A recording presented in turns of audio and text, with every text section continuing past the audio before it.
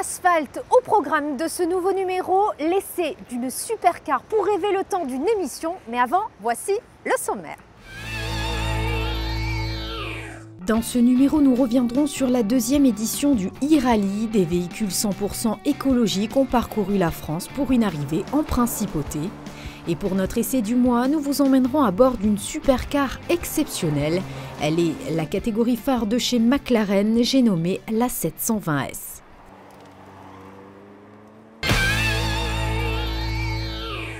Bonjour Gilles. Bonjour Vanessa. Fidèle au poste, nous sommes ravis. Et vous allez être content parce qu'aujourd'hui, une sacrée surprise. Je vous réserve pour l'essai d'asphalte aujourd'hui la McLaren 720S. Oui, rien que ça Vanessa. Rien que ça pour vous. Waouh, aujourd'hui je suis vraiment gâté. Oui, vous êtes gâté, vous pouvez le dire. Exceptionnel. Ouais. Pouvoir essayer un engin pareil dans les routes au-dessus de Monaco, Alors, ça va quand même être une bonne journée. Nous allons faire un tour du propriétaire. Allons-y. Alors, ce qu'il faut savoir, c'est que la 720S, finalement, ouvre la voie à cette nouvelle nomenclature. On en avait parlé déjà la dernière fois. Exact. Cette nouvelle nomenclature McLaren, elle fait partie des Super Series. Tout à fait. C'est un modèle, évidemment, un petit peu avant-gardiste.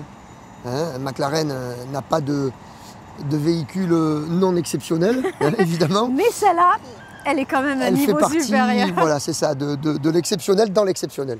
Alors évidemment, cet aspect toujours compact, avec ce travail très recherché sur le côté aérodynamique, Ah ouais. Ça on le sait, notamment grâce à l'aileron actif. Actif. On en parlera en détail. On en parlera, mais on le voit là. C'est quand même important de le souligner. Ouais.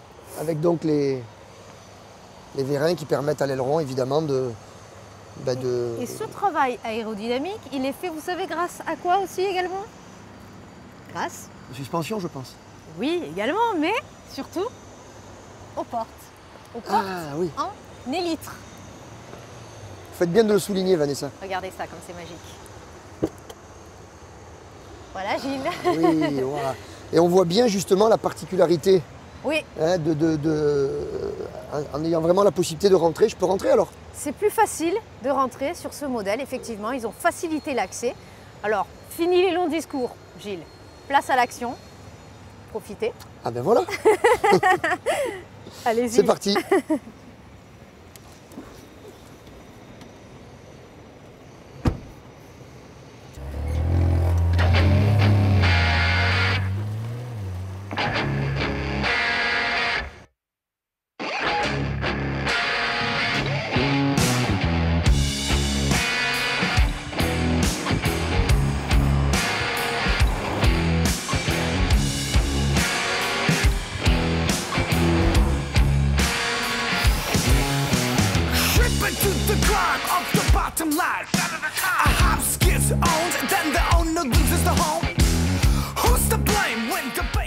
Elle marque l'aube d'une toute nouvelle ère chez McLaren. La 720S Super Series associe performance extrême et luxe sans égal. L'ADN du constructeur britannique s'appuyant notamment sur des principes aérodynamiques appliqués à sa silhouette. L'une des caractéristiques principales du design est l'absence de prise d'air des radiateurs sur les flancs. Cette fonction est remplie par les portes autoclaves qui, grâce à leur forme à double paroi, canalisent l'air vers les radiateurs haute température qui refroidissent ainsi le moteur central. Le conducteur et les passagers peuvent prendre place en équipement de série dans des sièges sportifs très confortables. Le volant standard gainé cuir peut être remplacé par des options en couleur, assorties en alcantara ou enrichies en fibre de carbone. Les panneaux et les commandes de l'habitacle de la nouvelle 720S sont hautement techniques et tactiles, un style qui correspond parfaitement au luxe raffiné de chez McLaren. Alors ce qui est incroyable, Gilles, et ce qu'il faut souligner, c'est qu'elle n'a pas de concurrente sur le marché. C'est vrai, puisque c'est une voiture qui dépasse les 340 km/h en vitesse maxi. Là, on est dans des sphères frisant les records pour des voitures homologuées, Absolument. Polyvalentes. Et après, on est en moins de 3 secondes de 0 à 100, ce qui est quand même exceptionnel. N'oublions pas que nous sommes en propulsion. Hein. Et oui. Ce sont les roues arrière évidemment qui propulsent l'engin à des vitesses folles. Beaucoup de comparatifs avec d'autres voitures et c'est vrai qu'elle est toujours au-dessus. C'est vrai. Je crois que de 0 à 200, on est aussi en moins de 8 secondes, 7 secondes 8. Hein. C'est ça. Bah, tous ces chiffres font vraiment rêver, Vanessa. Vraiment, vraiment. Bon, alors, une question me vient à l'esprit, Gilles. Qu'est-ce que vous avez ressenti au volant de cette voiture? Déjà, point de vue motorisation. Bah, il est évident qu'avec un moteur de plus de 700 chevaux, avec une forte cylindrée, puisque nous sommes en présence d'un 4 litres, il est évident que il y a des chevaux disponibles de partout. Alors, il y a beaucoup de couples, le moteur est très souple quand on roule en mode urbain. Très exploitable, hein, évidemment. Beaucoup de force à bas régime. Et puis après, comme maintenant on commence à avoir l'habitude dans tous ces engins exceptionnels, on peut gérer hein, de l'intérieur différents modes d'utilisation, avec le mode standard classique, et puis le mode évidemment extrême, circuit ou sportif.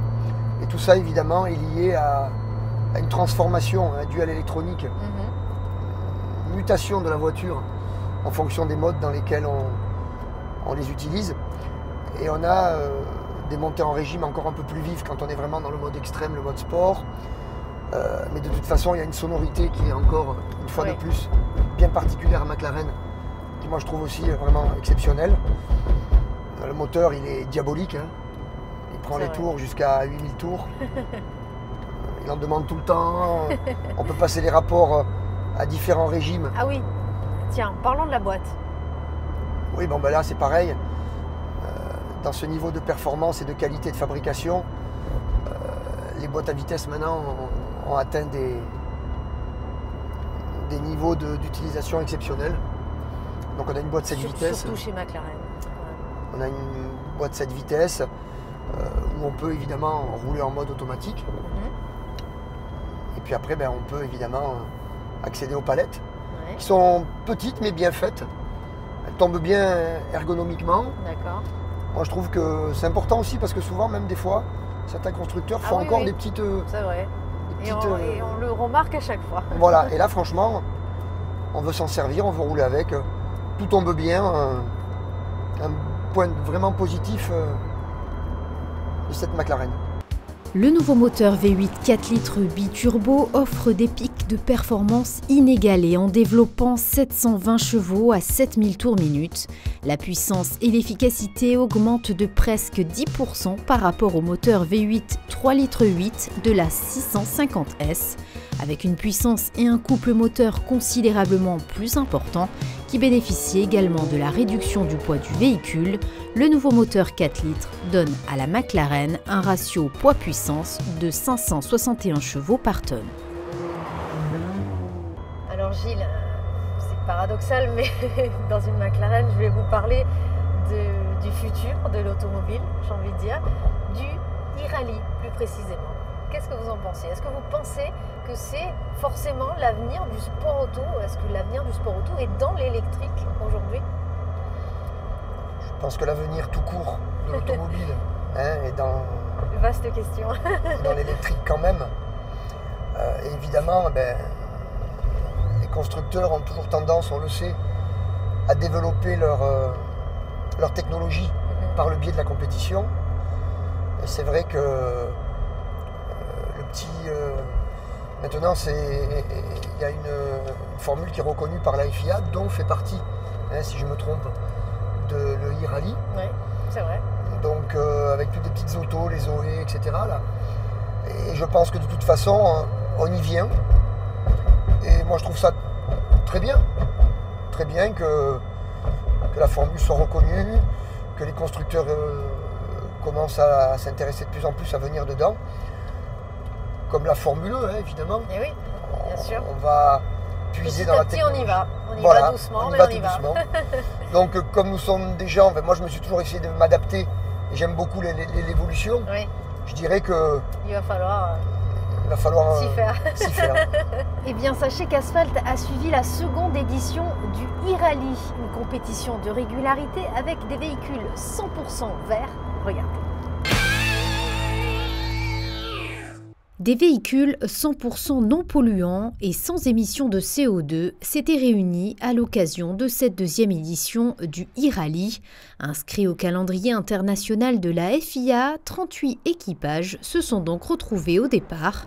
Le niveau de cette compétition de régularité a légèrement été relevé cette année à la demande des engagés. C'est vrai que ça fait quelques années qu'on fait des rallyes, et non des moindres. Mais sur ce rallye particulièrement, les concurrents veulent démontrer la réelle capacité des voitures à suivre les moyennes qu'on leur impose. Et cette année, on a décidé de corser l'itinéraire en multipliant les épreuves de régularité.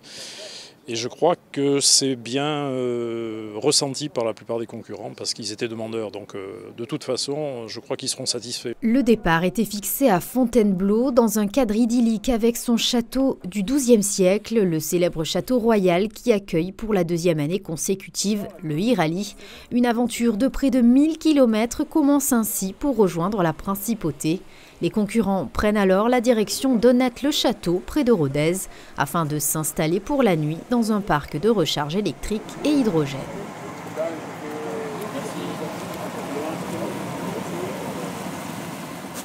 Le lendemain, c'est en direction du pôle mécanique d'Alès que les équipages découvrent la première épreuve de régularité. Implantés à 5 minutes du centre-ville d'Alès, les 90 hectares du circuit accueillent depuis plus de 15 ans bon nombre de compétitions automobiles. Dotés d'une ligne d'accélération de 600 mètres, les concurrents ont pu tester ainsi leur véhicule propre. Après les ZR 2 et 3, les concurrents terminent la journée dans la bonne humeur malgré quelques petites difficultés pour certains. On a quelques problèmes d'électronique au niveau des calculateurs, donc on n'est pas calibré, donc on perd des secondes, mais sinon bon, ça se passe bien évidemment. C'est dû à quoi ça? Ouais, je pense que c'est un petit problème de calage avec les appareils et on va essayer de remédier à ça dès ce soir. Puisque là on va aller à Aix et recharger de l'hydrogène. En revanche, en termes de consommation et tout, on est vraiment à l'aise et en coupant au plus court, on peut faire largement le parcours alors qu'on était un peu anxieux ce matin pour la distance. Ça se passe bien, je suis encore en train de me caler au niveau règlement parce que c'est la première fois que je fais ça, donc voilà. C'est un boulot, ouais, c'est un boulot monstre parce qu'il faut s'occuper du trip, du cadenceur, du roadbook. Et puis donner les ordres au pilote, qui doit être aussi en coordination avec moi. Donc c'est vrai qu'il faut faire attention à tout. Il faut être hyper concentré. On est parti sur un bon rythme, je pense, depuis le début. Depuis ce matin, donc on a eu le circuit sur Alès, ça s'est plutôt bien passé aussi. Donc pour l'instant, jusque-là, on était le 5e général, je crois. Donc ce qui n'était pas trop mal. On va essayer de rester concentré. Là, c'était une spéciale un peu difficile parce qu'il y avait un changement de rythme. Il a fallu accélérer dans la spéciale. Donc il fallait se remettre dans le rythme, reprendre ses repères, retrouver une autre sensation sur la pédale d'accélérateur. C'est à Aix-en-Provence que les équipages ont trouvé du repos. Au petit matin, les concurrents se sont élancés vers les zones de régularité 4 et 5. Du côté de Pérols en Provence, Ops et Draguignan, l'arrivée en principauté a permis de dresser le bilan de cette deuxième édition. Super là pour l'instant, on est 3e au classement général. Quelques petits décalages sur la ZR 2 et 4, mais dans l'ensemble ça s'est bien passé. Le véhicule, la charge a bien tenu, donc on est très content là pour l'instant. Une belle aventure déjà qui n'est pas terminée puisque ça va se terminer cette nuit. Je pense que les organisateurs ont réussi leur pari, c'est-à-dire que c'est une vraie aventure humaine, je confirme. Oui, ce matin c'était un grand stress parce qu'en fait la zone qu'on devait courir était très mal desservie en point de recharge. Donc on avait une tactique tous les deux, on avait espéré trouver un point qui était un petit peu perdu et on s'est dit qu'on serait les seuls à trouver ce point. Donc il a fallu y aller par un chemin vraiment un petit peu en terre, donc c'était déjà compliqué l'accès. Une fois qu'on y est arrivé, il y avait déjà quelqu'un qui se chargeait, donc on n'avait pas été les seuls à avoir cette très bonne idée. Et quand ils sont partis, donc on a attendu 45 minutes, et quand ils sont partis, malheureusement la recharge ne marchait pas pour notre voiture. C'est pas évident parce qu'on vit vraiment ensemble pendant 4 jours, donc dans la voiture forcément c'est qu'on va à droite, va plus vite, ralentit, tourne et t'as pas tourné. Donc ça peut être compliqué, mais on en revient avec le sourire, on s'est très bien entendu, et c'est vrai que c'est pas évident. On a entendu qu'il y avait des gens qui s'étaient même très fâchés ou même disputés. Nous c'est pas le le cas, on garde le sourire, on repart très copains pour ce soir, donc a priori tout va bien. Belle aventure. Oui, tout à fait. Entre concurrents, il y a une concurrence, mais on est tous des concurrents, quoi, au sens du terme propre. La boucle du Turini faisait bien évidemment partie du programme avec un parcours imposé. Les participants ont effectué 3 zones de régularité entre les villages Monty, Lucéram, Moulines et Sospel pour une arrivée dans la nuit.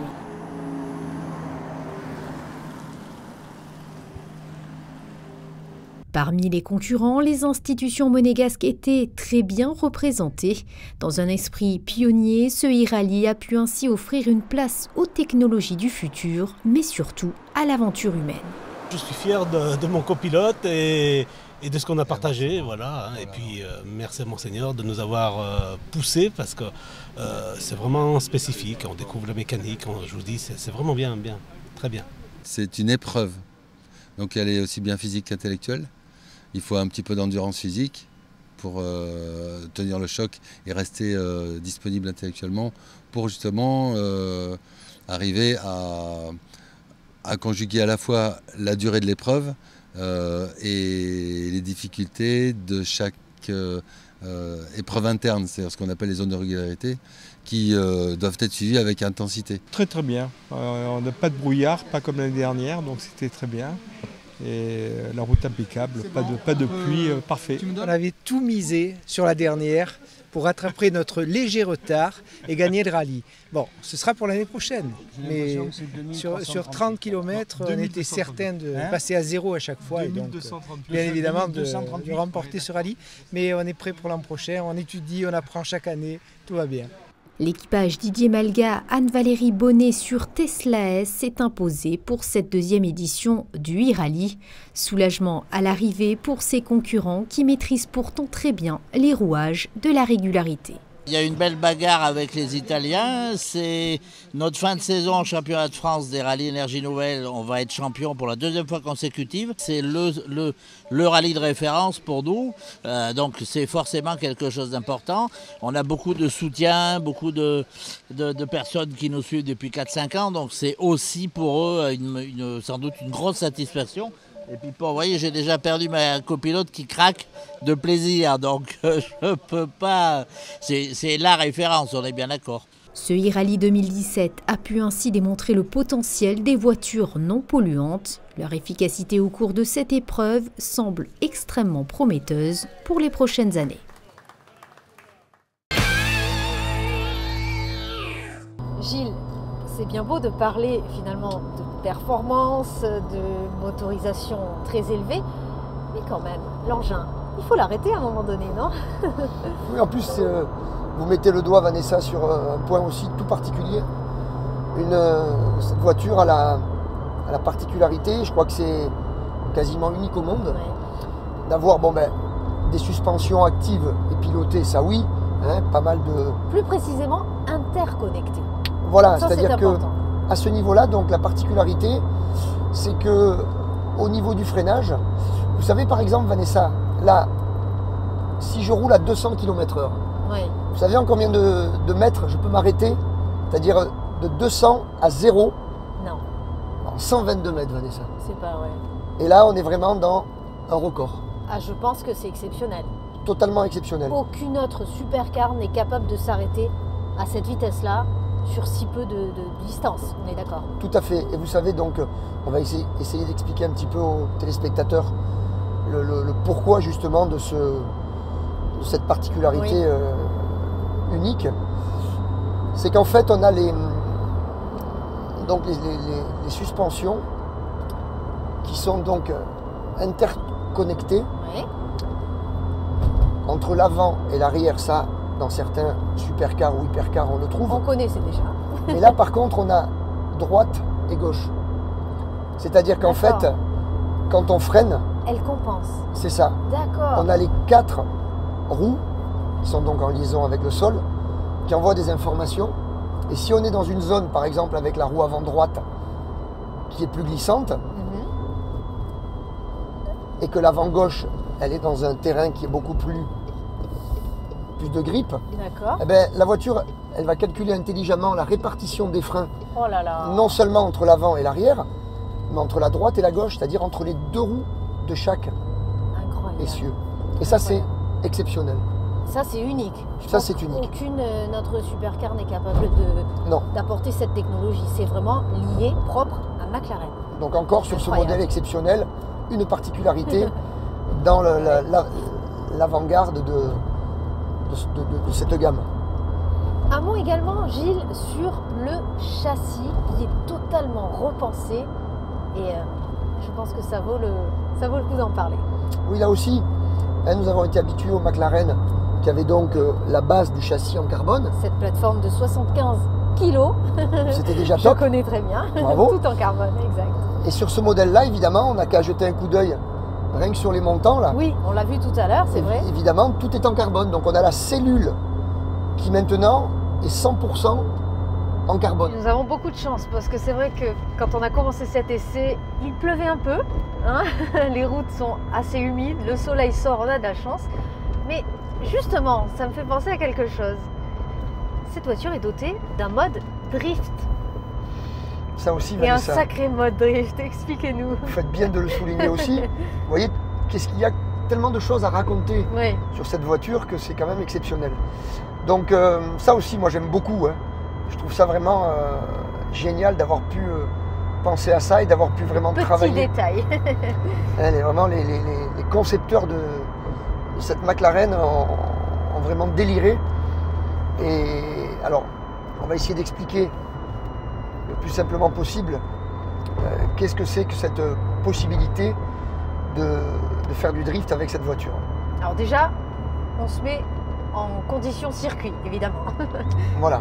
Alors bon, quand on est avec une voiture de cette puissance, qui est en propulsion, on l'a précisé, évidemment, bon, quand on accélère, les roues arrière, évidemment, transmettent la surpuissance et le couple de cet engin et ont tendance, évidemment, à patiner et à faire glisser l'engin. On appelle ça du survirage.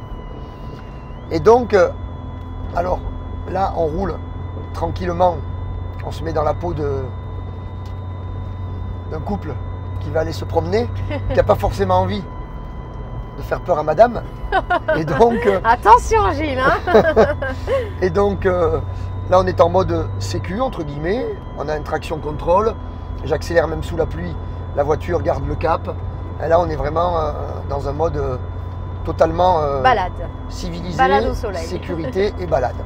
Si maintenant on veut s'amuser, sur un circuit comme vous l'avez dit, on peut déconnecter, bon ça c'est maintenant classique dans tous les véhicules de cette gamme, de manière à avoir de moins en moins d'assistance justement au niveau du traction control, etc. Mais avec ça, cet engin, on peut drifter. Ça veut donc dire que le drift, vous savez, c'est quand on voit les voitures qui ont tendance à exagérer dans le survirage. Mais c'est un grand plaisir pour ceux qui aiment piloter de pouvoir justement jouer avec ce genre d'auto. Donc on peut, dans cette McLaren, régler la limite du drift. C'est-à-dire que soit on peut légèrement dériver, mais au bout d'un certain angle, on va dire que la voiture a pris en dérive, elle revient. Voilà. C'est-à-dire qu'on évite le tête à queue. On évite le tête à queue. D'accord. Mais entre le tête à queue et le moment où elle décroche, fait sa, voilà, où elle décroche, il y a quand même une grande amplitude. Avec ce mode exceptionnel aussi là-dessus, en fait on peut régler l'amplitude de la glisse. Incroyable. Si on n'a pas envie d'en faire trop au départ, on va en faire que la moitié. Et après, ainsi de suite, jusqu'à la limite du tête à queue. C'est exceptionnel. Le Proactive Châssis Control 2e génération présente un logiciel de contrôle unique qui, en association avec les nouvelles suspensions, offre un éventail de possibilités, du confort absolu à une agilité exceptionnelle, la rigidité intrinsèque et l'architecture ultra légère de la nouvelle McLaren ont donné aux ingénieurs du constructeur une base parfaite pour concurrencer les plus grandes. Bon, eh bien Gilles, nous avons testé cette McLaren comme il se doit. Difficile de ne pas être satisfait de ses performances, n'est-ce pas? Est-ce qu'on peut dresser un bilan? Oui, bon ben, c'est toujours des moments privilégiés pour des passionnés d'automobile, Oui. dont je fais partie, de pouvoir découvrir et conduire ce genre de véhicule à la pointe de la technologie. C'est un véhicule, comme je disais, on l'a dit tout au long de l'émission, qui a énormément de particularités, en plus d'être exceptionnel dans la catégorie dans laquelle il évolue. Ouais. Au niveau du freinage, au niveau de ce traction control de drift, au niveau de l'aileron actif. Après, c'est vrai qu'on a tendance à parler beaucoup moins des performances moteurs et de la tenue de route, tellement McLaren nous a habitués à des véhicules hors normes. hors normes à ce niveau-là.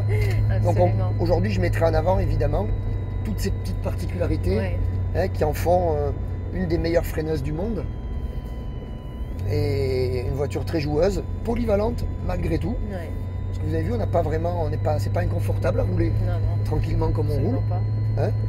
Donc avec aussi la particularité d'avoir un intérieur qu'on peut vraiment faire sur mesure. Avec ce dashboard qui sort, ça c'est exceptionnel. Ça aussi. Ouais. Bravo Vanessa, on l'avait oublié. Ouais.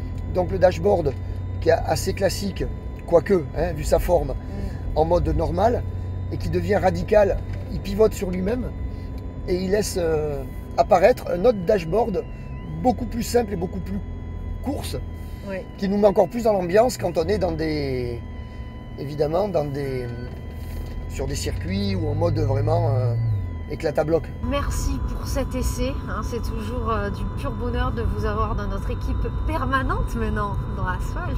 Merci en tout cas Gilles. Merci à vous Vanessa, d'avoir passé encore une journée extraordinaire au volant de ce bolide et en votre compagnie. Ah, c'est gentil. En tout cas, ce que je vous propose, c'est de retourner en principauté, de dire au revoir à l'équipe et de ramener cette McLaren.